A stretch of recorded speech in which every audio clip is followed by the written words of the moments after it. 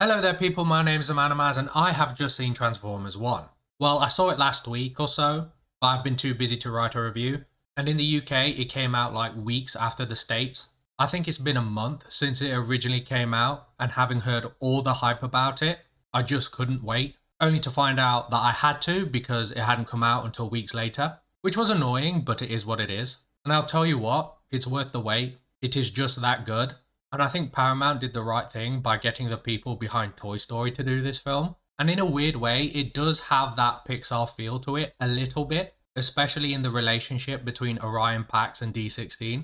If you didn't know, that's Optimus Prime and Megatron before they became Optimus and Megatron. Like, you could feel the brotherhood that they had for each other, and it was sad seeing that fall apart, especially since we know how their relationship turns out and how brutal it can be. And I thought their voice actors were pretty good. Chris Hemsworth is no Peter Cullen, but he did a very good job and he sounded more like Optimus as the film went on. And I do hope to see more of Hemsworth Prime. Tyree Henry was also very good as D16/Megatron. And again, I thought he just got better as the film went on as he became more and more evil. Keegan-Michael Key was very funny as Bumblebee. His Badassatron joke wore thin after the first or second time, but that's the only negative with him, I think. I did really appreciate the AA-tron joke though. If you don't know, watch the AA-ron skit on YouTube, it's great. Scarlett Johansson was probably the least strongest voice actor among the main characters. Like, she was fine, but nothing special. The character was fun though. She's like this uptight stickler for the rules, and when something goes wrong, she unfortunately gets the blame for it. Now, for the animation, it really grew on me. When I first saw the trailers, I thought it wasn't that good. Not in terms of the animation itself, but the style that they chose. It almost looked too cartoony for me. But when watching the film, none of that crossed my mind. And especially when it comes to the environment around Cybertron, it looks so real. I was so impressed with the animation. And in terms of the animation style of the characters, that really grew on me as well. Even the faces, which looked the least mechanical,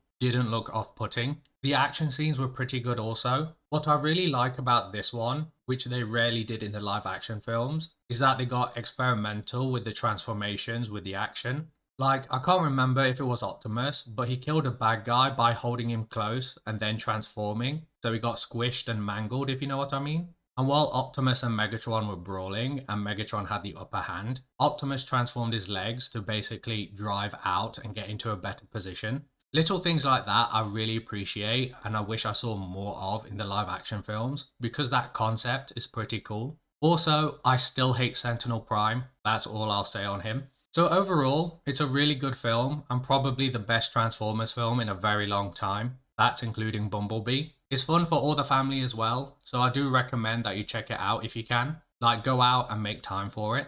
And it could do with the help, because even though it's really good, it's apparently struggling in the box office, which is a shame, really. If I had to give it a rating, it would be a 9 out of 10. It's really that good, and I could see it getting a Best Animation Oscar nom. Anyway, if you like my review, please leave a like and subscribe, that would greatly be appreciated, and I shall see you next time, and peace.